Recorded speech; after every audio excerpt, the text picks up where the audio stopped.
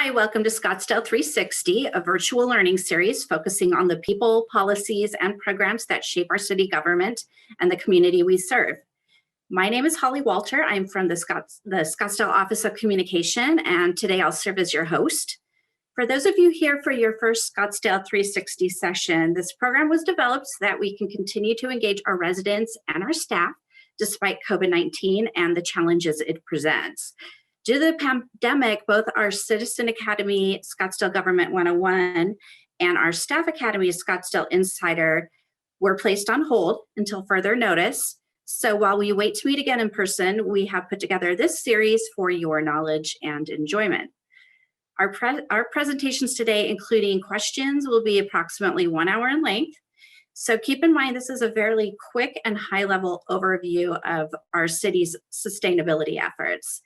You can also submit a question at any time during the presentations, and we will end the class with a question and answer session. We also have a packet available for download that contains all of today's presentations on our website.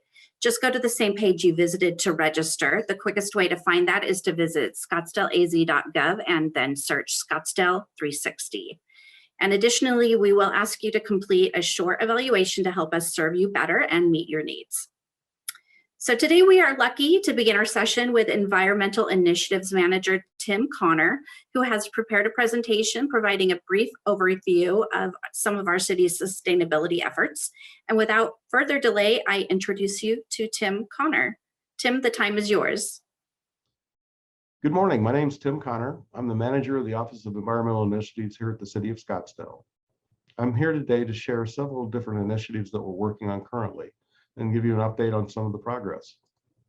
First of all, I'd like to draw your attention to the fact that we have the Scottsdale Environmental Advisory Commission. It's comprised of 7 citizens appointed by the City Council. Their mission is to advise the City Council on environmental and sustainability items. We're also associated with the Arizona State University Sustainable Cities Network. We get together all the different communities throughout the valley as well as the state and discuss issues that are common for sustainability that we are trying to work on. We problem solve and find solutions and try to support each other at the same time.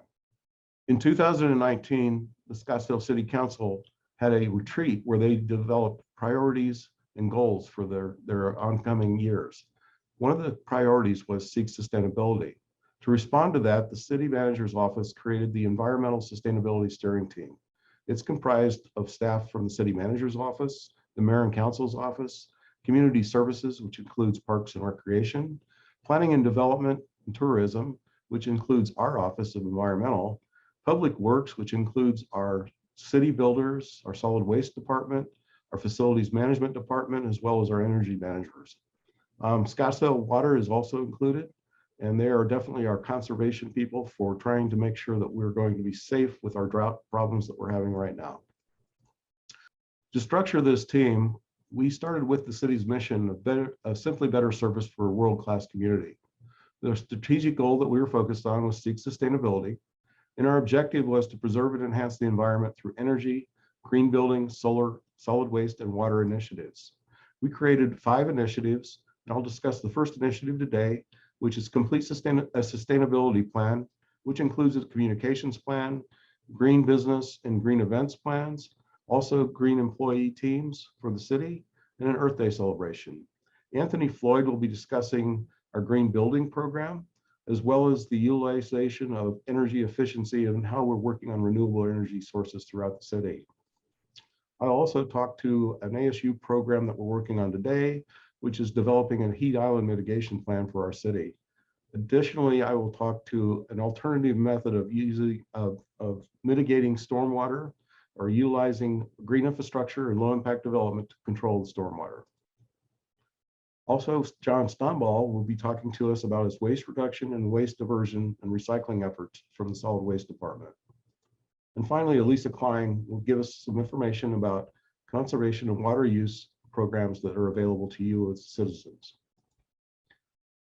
I mentioned ASU again, and one of the things that we had done is create an intergovernmental agreement with the Robin Mullaney Walton Sustainability Solution Services.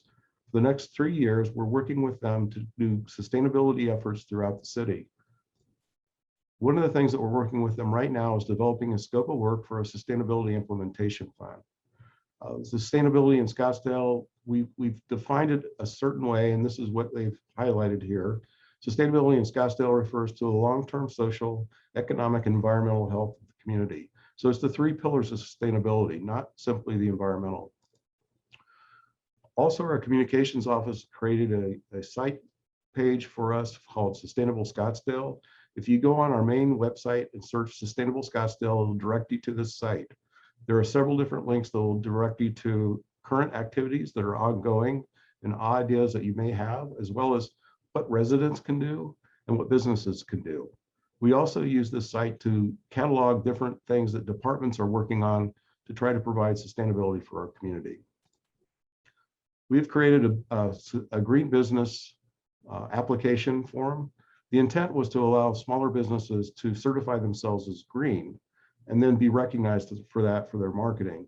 Unfortunately, during the pandemic, this program has been placed on hold just due to the fact that we tried to just keep our businesses active. Similarly, we had a green events application for things such as canal conversions. We have also placed this program on hold. The special events are still taking place, but they're taking place in a different way since the pandemic took hold. We have an employee green team. This is comprised of several different representatives of different departments. They get together and discuss concepts, ideas, and projects that they might want to implement to help us be more sustainable here in the city. We celebrated Earth Day and Arbor Day throughout the month of April this year. We had several programs that were ongoing. We were posting on social media different concepts of ideas of simple things that you could do to make our planet more healthy. We asked people to also post their ideas of what they were doing. We've had several different programs out of the library for sustainability. We also ended the program with a tree giveaway where we gave away over 100 trees at the farmers market on the Saturday after Earth Day.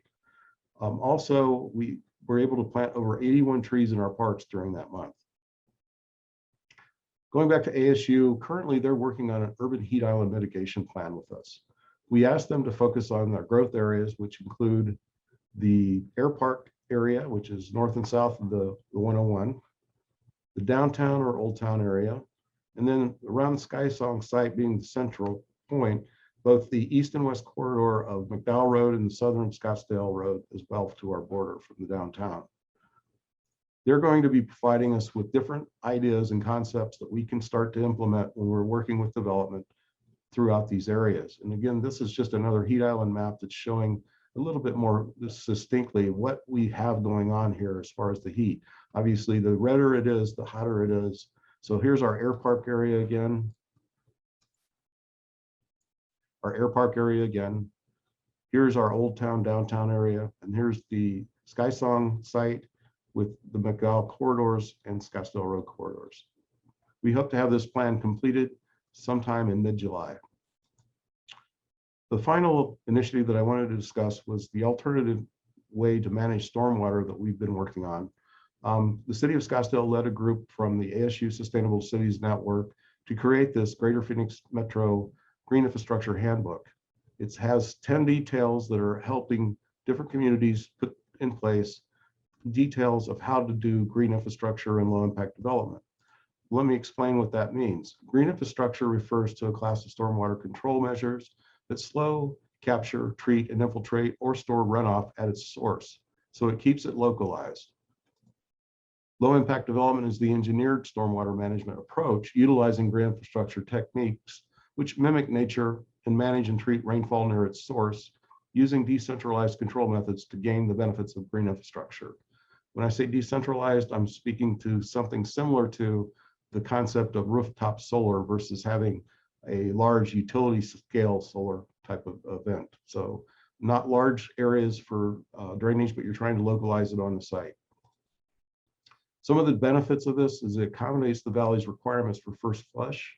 We require that all rain stormwater be kept and cleansed for the first half inch of the event prior to releasing it downstream. Through our research, we found that 82% of all storm events in the valley are a half inch or less. So we devised our designs to make sure that they were accommodating that 1/2 inch source that we were looking for. Some of the different benefits include it retains stormwater close to its source, reducing runoff volume and velocity downstream, collects sediment and reduces pollution. It utilizes stormwater harvesting to support the landscape, reducing our need for potable water to irrigate the landscape. It reduces the impact on the gray infrastructure or the pipes for stormwater. Essentially, those are the pipes that take the water directly into places in the southern part of the Scottsdale, such as the Indian Bend Wash. It provides a habitat for wildlife. It supports tree canopy growth, which will also help us with our heat island mitigation plans, and provides multiple use opportunities such as open space and landscaping, adding to a community's quality of life. The basic concept of the handbook was to provide consistent and quality development of low impact development details throughout the community. We are working currently with the Maricopa Association of Government. We are asking them to standardize several details. We've been so far successful in having one detail provided this year. We'll also have another one coming up this year that we think will be approved. The idea is that if it's standardized, it'll be utilized by architects and engineers throughout the state, which we're hoping will happen. That's the end of my program. We'll be taking questions at the end of the overall program. Thank you very much. Thank you, Tim. I am back to introduce our next speaker. We are going to take a deeper dive into Scottsdale's energy and green building initiatives with senior building consultant Anthony Floyd. I would like to remind all of the attendees, any questions that you have for any of our speakers, please go down to the Q&A button at the bottom of your screen and you can submit those questions and we will answer those at the end of our presentations. And then with that, I would like to turn the time over to Anthony. Thank you, Holly. I'm Anthony Floyd, Scottsdale Green Building Program Manager and Energy Code Specialist. And I'm going to talk to you about energy efficiency and green building. But first of all, I want to define green building. Green building, and particularly our program, our mission is to reduce the environmental impact of buildings in the area of energy, water, low impact building materials, indoor environmental quality, and sustainable sites. So it really requires us to work with various programs throughout the city. And if we go back to the 90s forward with our general plan, many initiatives and efforts were made through community visioning with the overall community and the City Shape 2020 initiative that was going on back in the 90s. And out of that came one of the 6 guiding principles to seek sustainability. And Tim mentioned that. So that's been a driving force since the 90s to seek sustainability, which has incorporated itself into the general plan, the sensitive design principles, as well as many of our planning and zoning ordinances.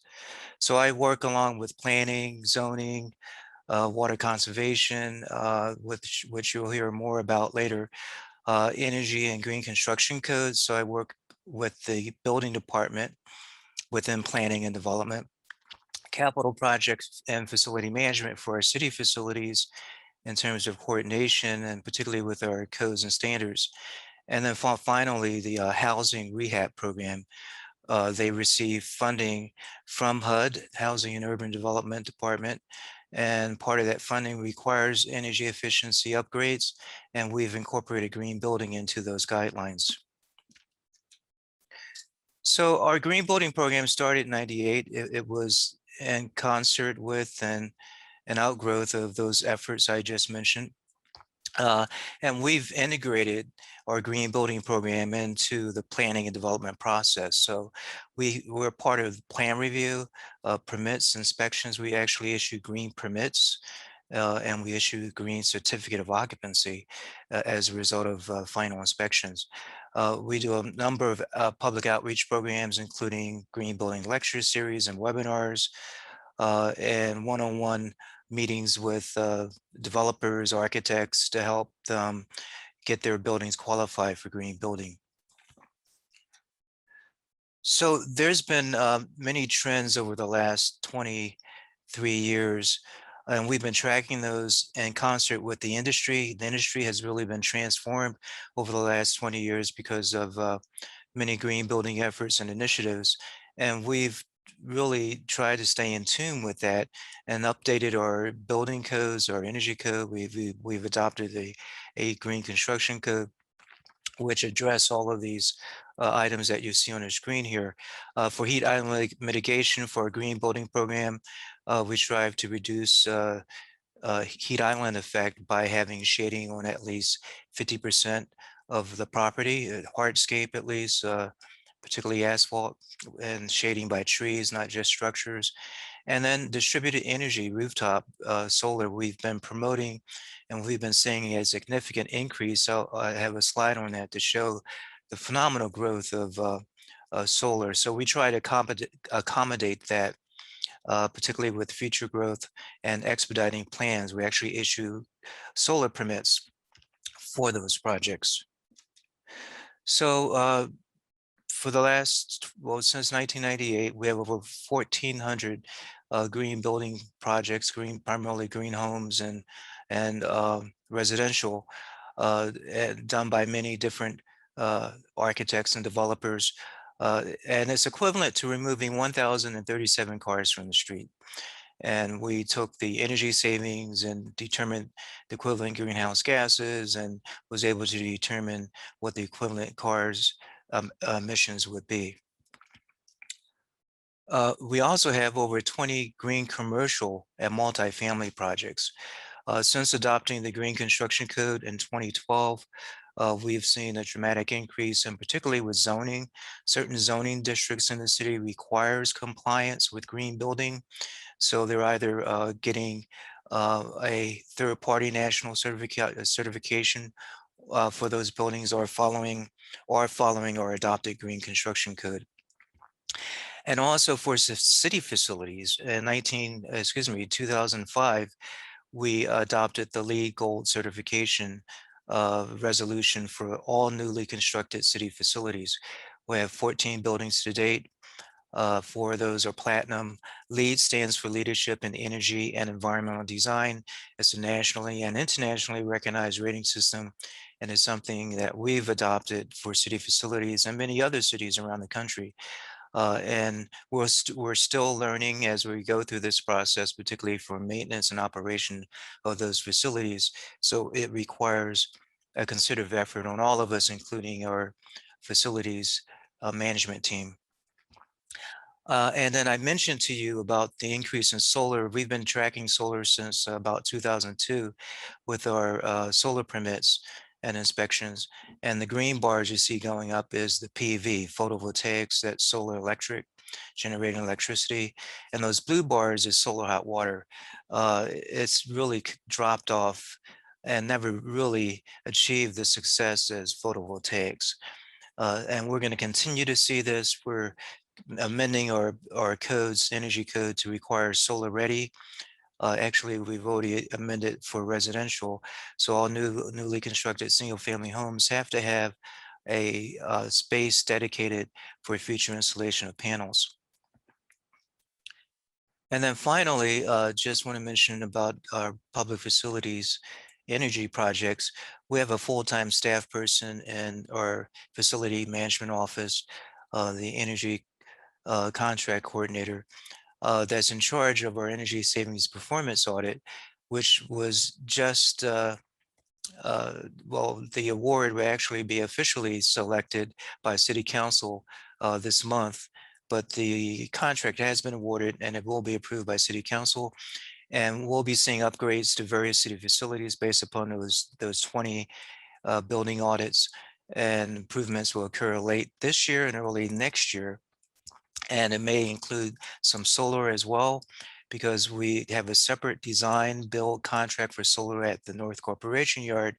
And also we had an overall bond election for solar.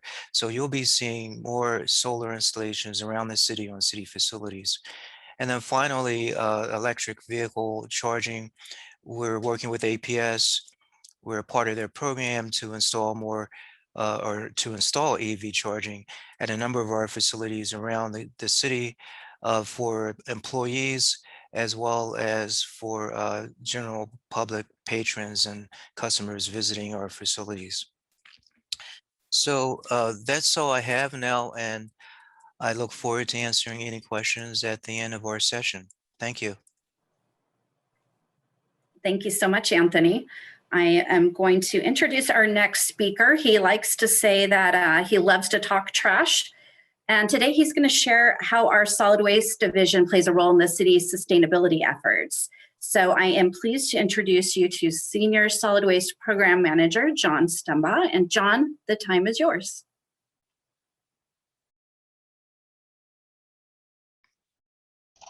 Apologize for that. Let me get my video on and my sound on. Thank you very much. My name is John Stumbaugh, and I do work for the City of Scottsdale Solid Waste Services, and I am one of the senior program representatives for the department. Today, I'm here to tell you about what we do and why we are here. And that's my first slide. We are the City of Scottsdale Solid Waste Services, and we are here to provide quality and consistent solid waste collection service that exceeds our citizens' expectations. Our first most recognizable service that we have is our residential collection that we do twice a week. So that's 1 day garbage, 1 day recycle. We currently serve 83,613 customers. We have 22 routes that we service each day. Our average trash route, and that was one of the poll questions, is 1,200 homes. That's one route, one truck services 1,200 homes. On our average recycling route, that's 1,500 homes that we're able to service in that time. Our trucks drive on an average about 75 miles per day. And unfortunately, that's not just a straight line shot. That's stop and go all day long. And out of the 31 side load operator vehicles like you see in the image there, 19 of them are powered by compressed natural gas and 12 are powered by diesel. One of our most popular programs is the brush and bulk program. We have 9 weekly routes that we service. We average about 4,000 homes on each route. When guys are picking up by hand, as you see in the photo right there, they average about 8.5 tons a day. So that's 8.5 tons of material they're loading by hand in the back of that truck. When a tractor is being used, they usually pick up around 19 tons of material. And then we collect a total of 18,000 tons annually. Out of those particular vehicles, 13 of them are, we have 13 vehicles total and 7 powered by compressed natural gas, 6 by diesel. Some of our other programs and that we have to try to instill sustainability, keeping things out of the landfill, or landfill diversion, as we say here in our department, is our moving box collection. So this is one of the programs that we have a lot of people are unaware of. It's every Wednesday collection. It is by appointment and it is part of your rates. So it's a free service, or it's part of what you pay for your regular garbage and recycle collection. So moving box collection, you just moved into the city and you have all your boxes unpacked and you're looking for a way to get rid of them. You don't want to try to shove them in your recycle bin. You are welcome to use this service or let others know about it. Other one is white goods collection, or also known as appliance collection. So if you have an old washer or dryer that you want to get rid of and you really don't want to put it into the landfill where it really will not serve any purpose, you can use this service. Again, it's part of your rates. It's what you pay for. And so we collect those on the last Thursday of every month. Some of the items you see, and it is by appointment only. So you do have to call and let us know that you have that item for us to collect. And there's just a quick description of some of the items that we pick up, like water heaters, refrigerators, freezers, washers, dryers, and dishwashers. So those do get diverted from the landfill. So it's a great program. By far our most popular program, I know I keep mentioning the word popular, but this one by far is the most popular, is the hazardous waste collection, because we have transitioned to monthly home collections. It's so popular, it fills up all the appointments, and there's 250 appointments we offer a month. They fill up within an hour. And we will be going back to yard events. As you can see there in my notes, you see we have one yard event every year. It looks like we're going to be moving back to doing yard events now that some of the COVID restrictions are being released. We do pick up 105 tons annually. And regarding the yard event, there will be some outreach on that. Residents will be aware of yard events that come up. A lot of times people can't make the list, and we apologize for that. Funding keeps us at bay how many appointments we can have a month. However, when the yard events do come back in, we will advertise more so people can partake in that. One of the other services that we offer is the electronics recycling collection. We hold 4 yard events a year. We collect 60 tons of material that don't touch the landfill. They get repurposed through our contracted recycler. This is a great event, again, 4 times a year. And all this information is on our website. If you go to ScottsdaleAZ.gov /solid-waste, you can find all these programs on there. So a quick recap on this. What does $21.51, that's your typical solid waste fee, what's that get you every month? So as I mentioned, your weekly trash and recycle service, your brush and bulk, move-in box collection, hazardous waste collection, appliance collection, electronics. One of the things I didn't touch on was your container repair service. So if you have a garbage or recycle bin that's been damaged, you can simply do a online submission, or you can just give our office a call between the hours of 8 and 4:15 and let them know that your container is busted. It does not cost you anything. However, we do not replace containers that are stinky, filthy, or nasty, right? That is the responsibility of the resident. But if it's damaged, the lid comes off, the wheel flies off, the hinge is broken, anything like that, please give us a call. We will repair or replace it for you completely free of charge. And then the last service you see at the bottom, the 2,000 pounds a week, it's the residential landfill program. What that means is you, as a utility bill customer who has solid waste services with the city of Scottsdale, can take a ton of material to the landfill a week for free. You did hear that correctly. The landfill, we do not own one. However, we are contracted with the Salt River Landfill. And per that contract, we're able to let our residents take a ton of material down to the landfill a week. That's a phenomenal program. That's a lot of material, a lot of money, and it doesn't cost you anything. So some of the other services that we offer, but are not required, residential, you have to have our residential service. However, if you have a commercial property, or if you live in a multi-family community, like apartments or condos, then you have commercial services.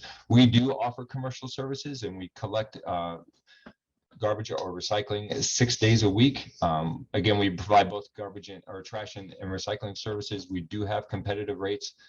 The beauty of our rates is there are no hidden fees, there are no contracts. We currently serve 1,100 customers, and we're locally based, meaning if your container is missed or you're having some issues with collection, we can be right out to your property or to your business right away. So another service we offer is our roll-off service. So if you have a demolition or a house remodel that you're doing, we have roll-off service available. We offer that 6 days a week. Again, no hidden fees or contracts. All our fees are on our website. Again, if you go to ScottsdaleAZ.gov /solid-waste, and then when you get on there, you can find a commercial services page, and you will find that you'll see all the rates on there. And again, what you see is what you pay. No hidden rates, no taxes, all that's incorporated into it. We do have a transfer station. However, we don't own the landfill. As you can see, we are contracted with a Salt River landfill until 2032. We have to take a minimum of 50% of the waste that the city generates down to them.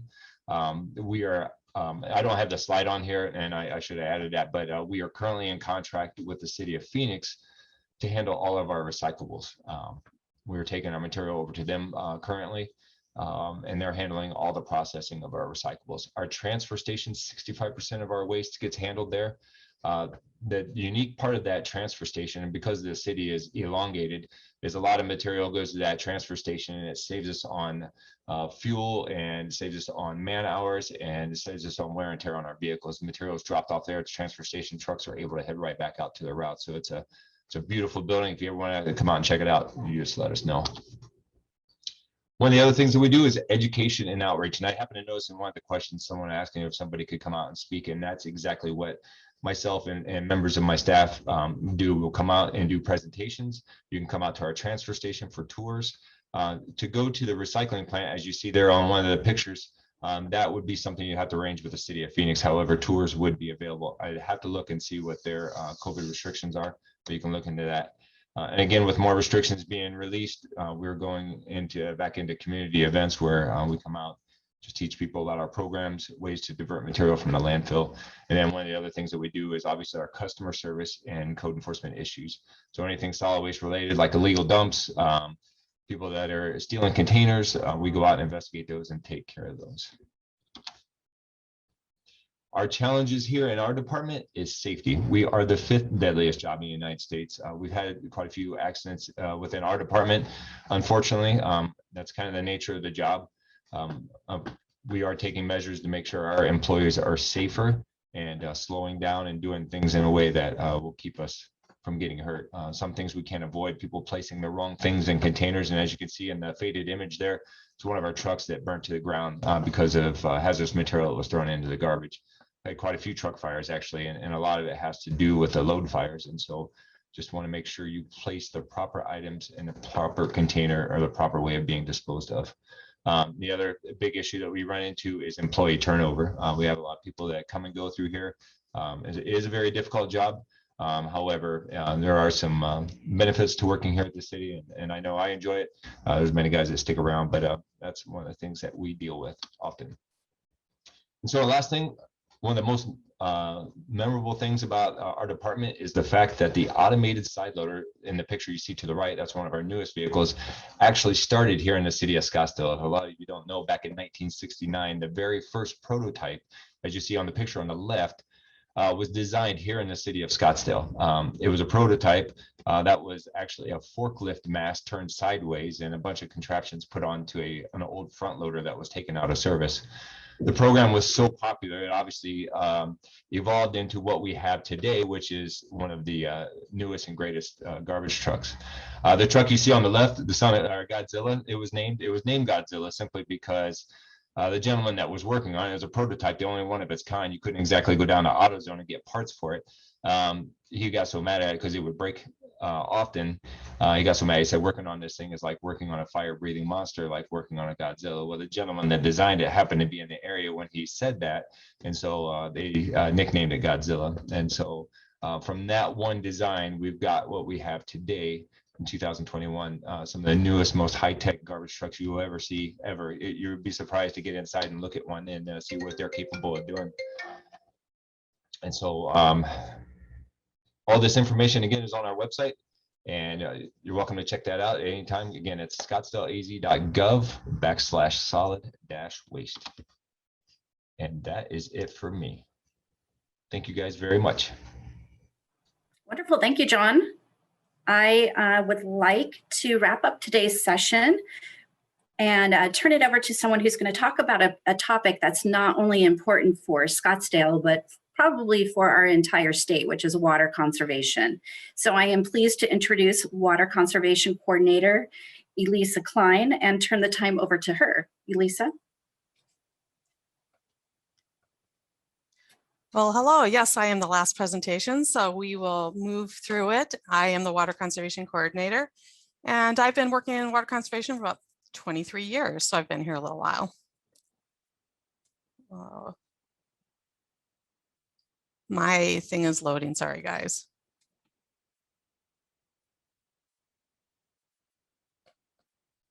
Oh, there we go. One of the things, and I noticed this in the question too, water is in the news and we are going to be hearing a lot more about it in the future. This presentation today is about what initiatives that we're doing. So I'm going to be talking about water conservation, but I wanted to acknowledge that this is here. Our water conservation office has been in Scottsdale for 31 years. So we have been preparing and for drought or low water issues. Our first priority is to reduce water demand, and we do that through encouraging efficient and wise water use. We are constantly developing innovative conservation programs, which I'll be talking as we go through this slideshow. And we go ahead and we have educational programs for both residential customers and non-residential customers, which would be commercial. And we are constantly developing and maintaining partnerships, and you'll see that that's a very important part about water conservation. We have a robust program. I am going to talk about our most popular programs today and things that are new. But if you have other questions at the very end, there'll be a slide. It'll have our phone number and our email address, and feel free to contact us so that we can work with you on an individual basis as well. I always think it's really nice to kind of figure out where water is used in a city. So this is just a quick snapshot. You can see single family residential homeowner water use is about 50% and multifamily is 16%. So as far as water goes, we are considered a bedroom community because most of our water is for residential uses. And because of that, we entered into a couple studies, and this is one we were in. We've been in this one twice. We wanted to see how families use water inside the home. And in Scottsdale and in this study, outdoor water use represents 65% of the water use, indoors 35%. Now, most people, when they think of water use, they think of their own lives, getting up and showering and getting water from the sink and that kind of thing. But it is 35% of the water use. So we do tend to focus a lot of programs on outdoor water use. Inside the home, the highest water using item is a toilet, followed by the faucet and shower heads. You'll also see in that little pie that leaks are part of indoor water use. In the study, because it was a national study, leaks were assigned to indoor water use, but actually most are outdoor here in the desert. So the statement at the bottom, residential outdoor water use makes up to 65 to 70% of total water use, is a true statement for Scottsdale. I think it is also important to note when you think about indoor water use, when it goes down the drain, that water is reclaimed and recycled and we reuse it again. So that just kind of helps accent why we look at outdoor water use quite a bit. I just wanted to note that we do have conservation ordinance, and Anthony spoke about that a little bit earlier. We do limit water feature sizes and the amount of turf new customers can have. We also have a leakage escape of water ordinance, which is really a water waste ordinance, and that's what those beautiful pictures at the bottom are all about. If you see excess of water waste, we do use ScottsdaleAZ. It's a place where you can go online and say where you saw the water waste, and then we can follow up that complaint as we go towards resolution. Another thing that is in our ordinance is rebates. And I saw that most people knew that we had rebates, so I was really happy to see that. Rebates have been going on since 1992, so Scottsdale has been very active in having them. Each year, we look at our rebates, we analyze them, we see what are performing, what are not performing. Again, our goal is to save the most water for, in regards to our resources. So Scottsdale has a pool and spa removal rebate. We are the first city in the state to do that. So that was really interesting. The same is true for water softener removal rebate too. This year, we will be having a new rebate. It'll be a water management and efficiency rebate, and it is going after leaks and also for large communities where they might have a software product that helps them manage their water use. So we are looking to launch a new rebate this year. I also wanted to note that, yes, we do go out to events and we go out to schools. So we're very active that way. We have partnerships because water, as you can see, is used by everyone, and you can just, we work with Water Use It Wisely. That's that little circle in there. It's small because that's going to be relaunched this year as well. We're going to get a new logo, new website. Scottsdale has been a founding member of the Water Use It Wisely campaign, which is a regional campaign since it started 21 years ago. We also are part of Smartscape and Arizona Nursery Association because they have conferences and training programs that we sponsor that have to do with outdoor water use as well. As far as the schools go, we go there, we see about, when it's non-COVID times, about 3,000 students per year. Free water efficiency workshops. We have been hosting these since I started as well, so it's been a long time. And they are focused on outdoor water use, although we do have some that are regards to leaks and finding and fixing them. We hold them in the spring and in the fall. Last year, we did online workshops, and you can view them. They're on our website if you want to look at them. We do anticipate doing in-person workshops this fall again. I also wanted to point out that we have a beautiful garden, the Scottsdale Xeriscape Garden, located at Hayden and McDonald. It's 6 acres, really beautiful spring and fall. You can take family, go see beautiful low water use plants in the desert. So it's set up as a self-guided walking tour. There's signage throughout, and just anytime parks are open, you can go there and view our beautiful garden. Another new program that I'd love to point out, and this is one I'm very excited about, it's called Water Smart. We did pilot this program a few years ago. We found it very useful. And what this does is customers can go online and they can see their water use. We have integrated this with our online bill pay because most of our water customers, over 50%, do pay their bill online. So when they go in and they pay, there's a blue Water Smart button. They pop over to it and they can see their water use in different friendly graphics. Some people have water use in hourly. Some people have water use showing as monthly. Over the course of the next couple of years, we expect most people will be able to see their water use hourly.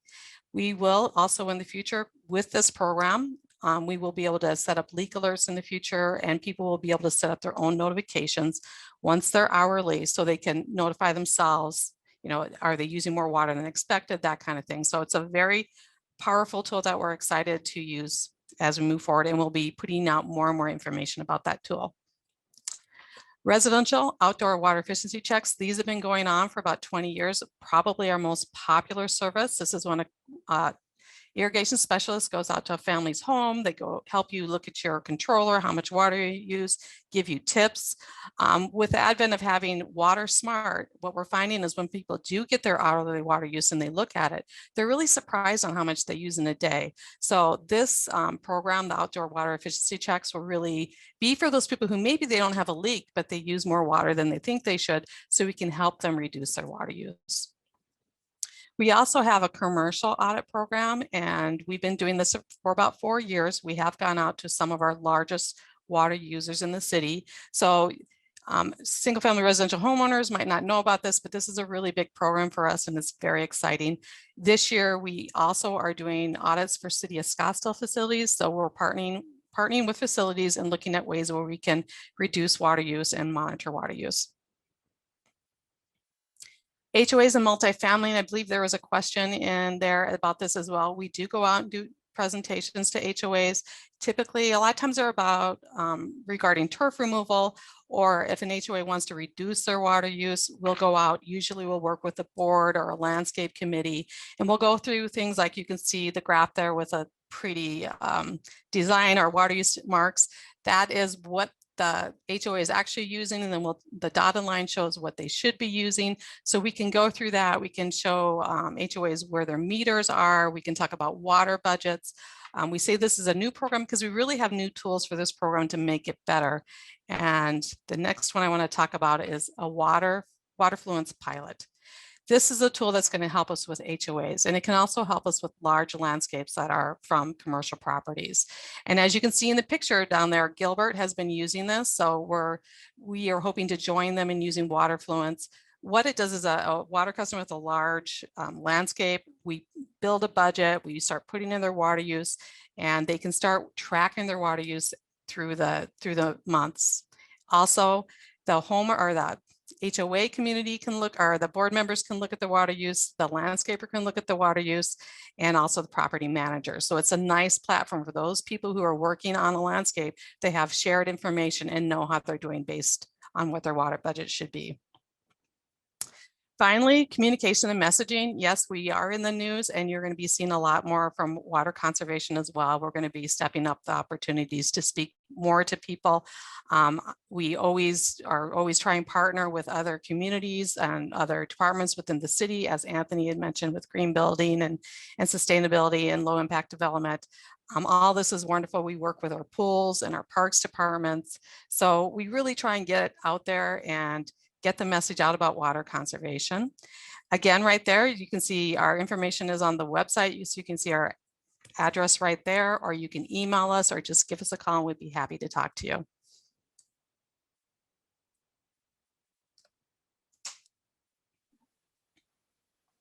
Thank you so much, Elisa. With that, we are going to open up our discussion for questions. We have about 15 minutes remaining, and so let me take a look at what we have had submitted during our discussion. And I believe this was touched upon, but how can an HOA, and specifically Priscilla Moore asked about McCormick Ranch, but how can a resident work with their HOA to update its landscape guidelines to allow for xeriscape and other more sustainable desert landscaping for homeowners? This is Elisa, so I'll answer to that. Usually you're going to have to work within your HOA, because if they have rules or CC&Rs that are more stringent than what the city has, they're the ones you're working with. I'm assuming they're going to have a landscape committee, and that would be your first step. Great, thank you.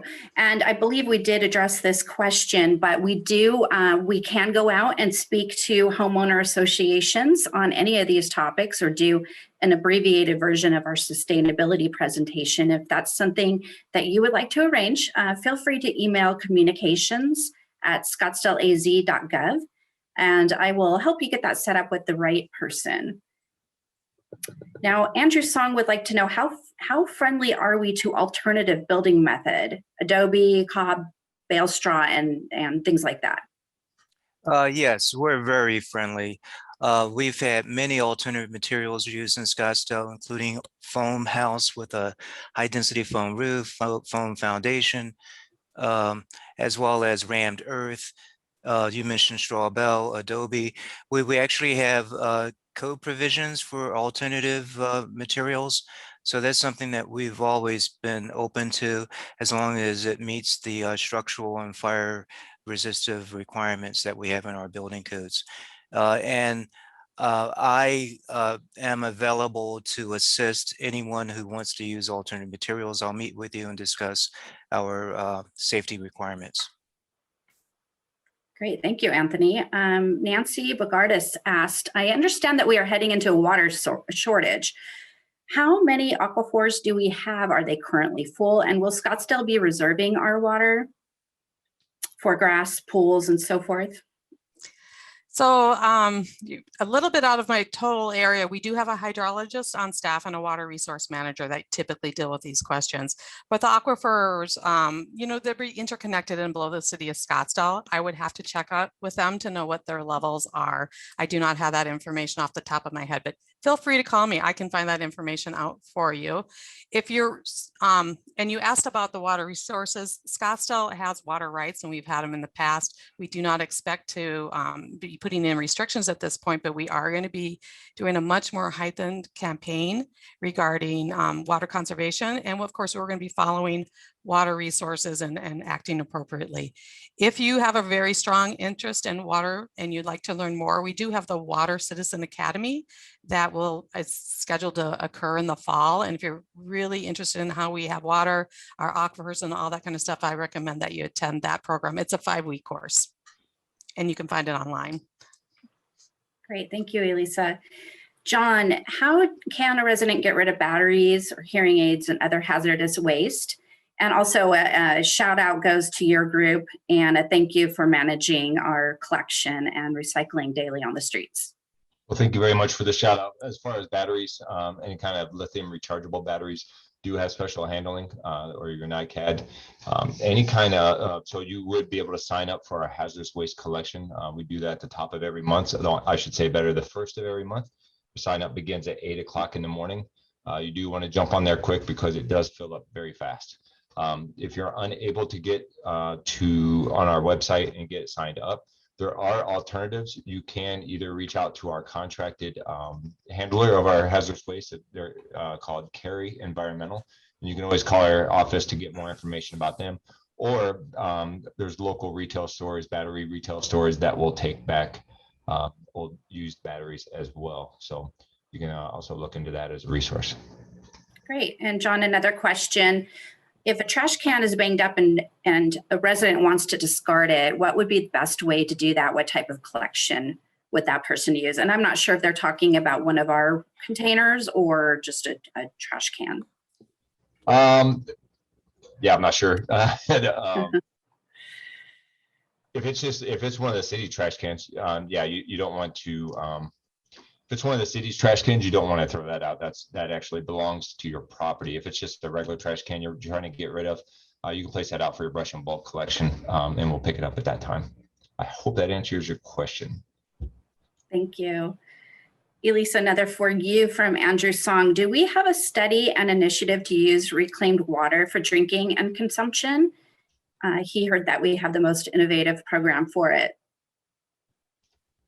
Yeah, we did have an event last year at Canal Convergence where we did do, I think it was One Water. I'm trying to remember the name of it.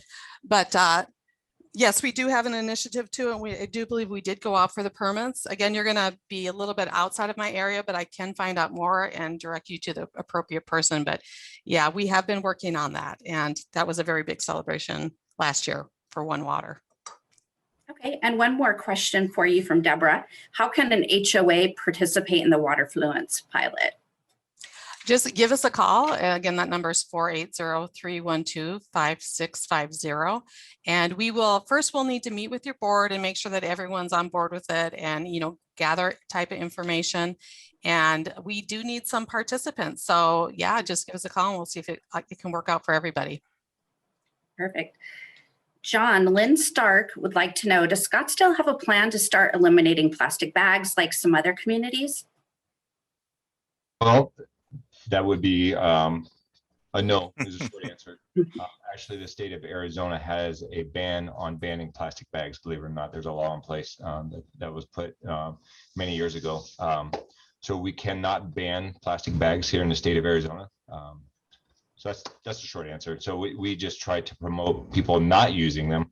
Part of our giveaways that we give out are reusable bags. So we try to encourage people to do that versus using the plastic bags. Okay. And are there any plans for a city composting program? Right now, we're doing a lot of research looking at what some of the other cities are doing right now. And Mesa has doing a little bit of a study on it as well, along with Tempe and Phoenix. Phoenix has a program. And so we're kind of looking into that as part of a push for more sustainability here in the city of Scottsdale. So right now, there's not a definite answer. We're still on the research side of things. Okay. And then we're also asked about a chipping mulching program. Tempe utilizes them to provide community mulch. That is a program we do not have in place at this time. Okay. And we were asked about our handout collection. It will have the screens that we did show today.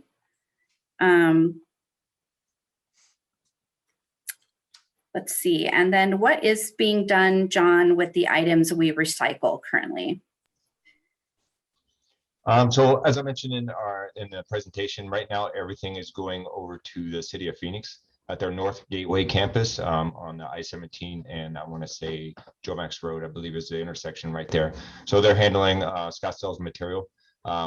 Many people may be familiar with the fire at the sorting facility that was at the Salt River landfill. However, they are in the process of rebuilding and then we will reestablish a contract with them. So now we'll have two places to take it to versus just one.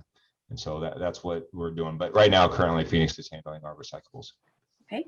And can a resident send or go with a vendor to drop off stuff to the landfill? They cannot, simply because the landfill is very strict on the rules about bringing material on. So it has to be your vehicle. They don't want someone coming, they might think is bringing it commercial material. This is for residents use only. I understand that maybe you have a contractor or something, but unfortunately, it can't be used in that manner. It's got to be your vehicle, your license, everything has to match when you go to the landfill. Okay, thank you for that clarification.